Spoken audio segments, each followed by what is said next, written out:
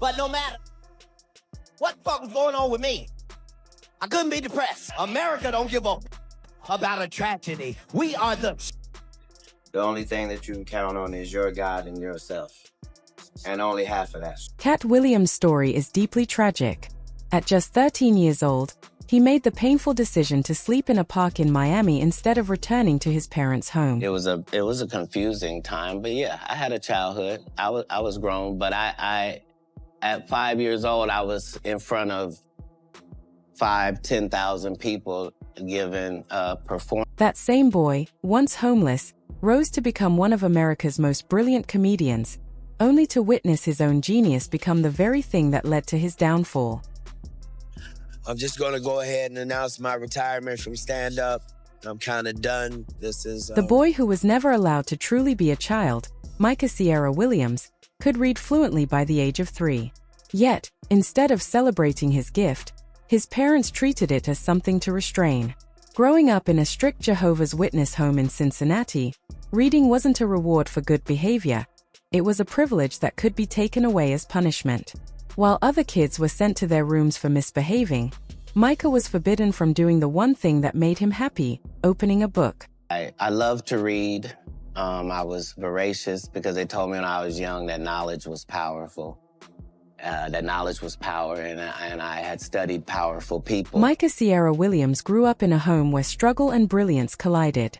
His father, John Cornell Williams, once a passionate member of the Black Panther Party, spent his youth challenging injustice in a world that rarely showed fairness.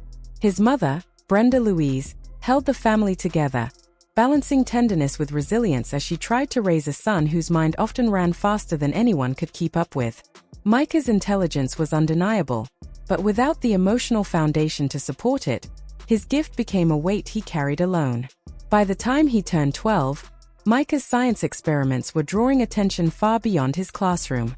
His projects earned him awards most teenagers could only dream of, and soon the National Science Academy in Dayton offered him a full scholarship, a recognition that frightened those who didn't understand him. But instead of celebrating, Micah sabotaged himself. He intentionally failed a math test, perhaps as a quiet rebellion against a path he hadn't chosen. His parents' disappointment quickly shifted into anger. What began as lectures became emotional and verbal attacks. In a house where obedience was demanded and creativity was mistaken for defiance, Micah felt imprisoned. Arguments escalated until violence hovered in the air. At just 13, he realized that staying home could cost him his life, or at least his spirit. So, he made a decision no child should have to make. He walked away. Jesus left home at 13, he told himself. So maybe I'm not wrong. With $2,500 in his pocket and a young Rottweiler as his only companion, he left Dayton behind, hitching a ride with a trucker headed toward Miami.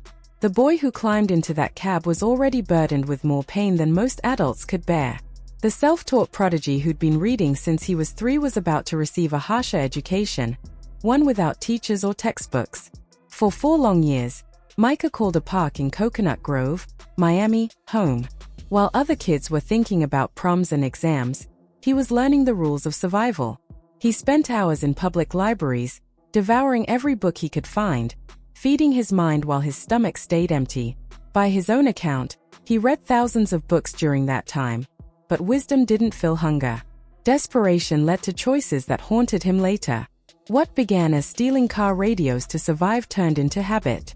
Each morning, he'd scout parking lots for opportunities, his sharp, scientific hands now breaking into cars instead of building inventions.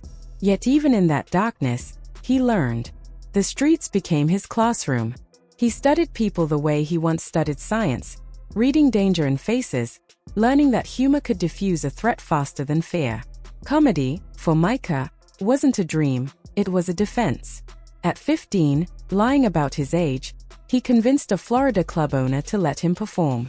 The moment he stepped on stage, the world shifted. The laughter he drew wasn't just amusement, it was recognition. His pain, honesty, and wit collided into something powerful. For the first time, being different was an advantage, not a curse. But the trauma of the streets didn't vanish with applause. His survival instincts turned into lifelong habits, hyper-awareness, mistrust, sleepless nights. By 18, Micah had transformed himself into a rising comedian. To the outside world, he was a success story. Inside, he was still a boy fighting unseen battles. That tension followed him into Hollywood. When he auditioned for Friday After Next in 2001, something electric happened. He didn't just act, he embodied the role. Money Mike wasn't a character. It was Micah's own past, wrapped in humor and charisma. The hustler's confidence, the survivor's edge, it was all him. Sharing scenes with Ice Cube and Mike Epps turned the once homeless teen into a star. Comedy became his weapon and his therapy. Through Bet's Comic View and later specials, Katt Williams, his chosen stage name, spoke with the authority of someone who had lived through every word he said. His jokes weren't just punchlines, they were social truths. He talked about race, poverty, and hypocrisy with a sharpness that cut through laughter. Then came The Pimp Chronicles, PT1 in 2006, a turning point that cemented him as more than a comedian. It made him a cultural voice. His intelligence met street wisdom in a way no one else could replicate. But with fame came new anxieties. The same instincts that once protected him now fueled distrust. Success demanded stability, but Katt had grown up adapting to chaos. Every deal, every contract, every smile from a manager carried suspicion. Money brought safety, and the constant fear of losing it. As his fame grew, so did his boldness. He refused to stay silent about injustice. His comedy evolved into social commentary that challenged powerful figures and institutions. But Hollywood, an industry built on illusions, had little patience for truth-tellers. Williams wasn't willing to pretend that racism or exploitation didn't exist, and that honesty came with consequences. His 2008 HBO special It's Pimping pushed boundaries further. He wasn't just entertaining, he was exposing. Each joke was a weapon against hypocrisy, corruption, and systemic oppression. Yet carrying that truth came at a cost. The mental toll was visible. Sleepless nights, constant tension, and erratic performances. Some nights, his brilliance lit up the stage. Other nights, the weight of his mind dimmed the spark. To the world, Katt Williams was a star, a comedian with unmatched wit. But beneath the laughter was a man still haunted by the ghosts of a childhood that demanded strength too soon.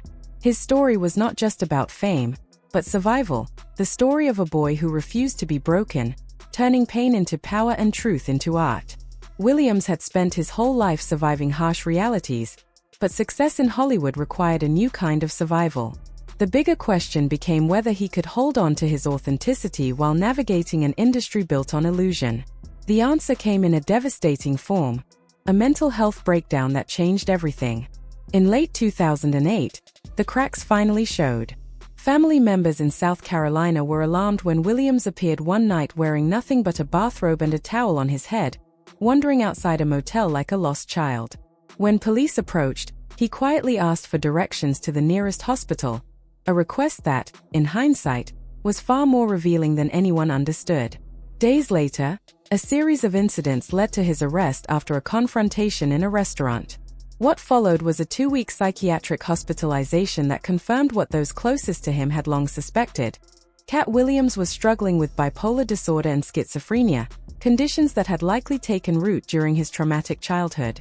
Eventually, he announced his retirement from stand-up, saying, "I'm done." Even so, whenever he did perform, flashes of brilliance broke through. But the same unpredictability that once made him electric on stage now scared audiences and promoters alike. Watching such a gifted mind lose control was heartbreaking. Williams could dissect the flaws in others with surgical precision, yet his illness blinded him to his own deterioration. The truth-teller who once exposed the world's lies could no longer face his own. His unfiltered honesty had always come with a price, but during this period, that price became almost unbearable. In 2024, his appearance on Shannon Sharp's Club Shay Shay podcast revealed both his genius and his pain. With over 1 million views in a day, fans were reminded of the wit and clarity that had made him legendary. Williams fearlessly discussed stolen jokes, corruption in Hollywood, and why he never became a major movie star. But alongside his sharp insights were claims that seemed exaggerated, giving critics an excuse to dismiss his valid points. That interview captured the tragedy of Katt Williams perfectly, his mind capable of profound truths, yet clouded by the same illness that isolated him. The brilliance that gave him unique vision also kept him from forming the connections he needed most. The industry continued to profit from his talent, labeling his volatility as part of his brand, while offering no real support. The crazy comic image sold tickets, but behind the laughter was a man in pain. His story is not one of madness, but of neglect. The real tragedy isn't that he developed mental illness, it's that he did so in a system that profits from Black suffering while doing little to heal it. Even now, Williams continues to perform, turning trauma into art. On stage, the pain becomes power, the struggle becomes laughter. Audiences see reflections of their own battles in his raw honesty, but when the lights go down, his fight continues, against the same demons that fame could never silence. Katt Williams remains one of comedy's most complex figures, a man whose truth-telling reshaped the stage, but whose truth about himself remains unfinished. His legacy stands as both inspiration and warning. Brilliance without healing can burn as brightly as it destroys. And that's the end of today's story about Katt Williams, a man whose laughter came from pain, and whose truth still shakes the world. If you found this deep dive inspiring, don't forget to like, share, and subscribe for more stories like this. Turn on the bell icon so you never miss an upload. Until next time, stay curious, stay kind, and keep chasing truth.